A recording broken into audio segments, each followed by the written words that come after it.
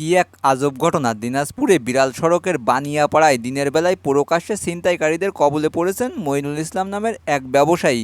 জানা গেছে, ধারালো অস্ত্রের মুখে জিম্মি করে তার কাছ থেকে ছিনিয়ে নেওয়া হয়েছে ৩৪ লক্ষ টাকা। গত ২৫শে জুন ২০২৫ বুধবার দুপুরে এমন ঘটনা ঘটে বলে অভিযোগ করেন মইনুল ইসলাম নামের ওই এক ব্যক্তি। কিন্তু এইবার জানা গেল অবাক করা ঘটনা। এই অভিযোগের প্রেক্ষিতে বুধবার রাতেই পুলিশের একটি বিশেষ দল অভিযান পরিচালনা করে জানতে পারে ঘটনাটি ছিল অভিযোগকারীর একটি নাটক। পুলিশ জানায়, ব্যাংকের সিসি লোনের টাকা পরিশোধ করতে না পারায় তিনি টাকা ছিনতাইয়ের নাটক সাজান। তার নিজ বাসায় উত্তোলনকৃত ৮ লাখ সহ মোট ১১ লক্ষ টাকা, মোটরসাইকেলের চাবি ও মোবাইল পাওয়া যায়, যা ছিনতাই হয়েছিল বলে জানিয়েছিল অভিযোগকারী।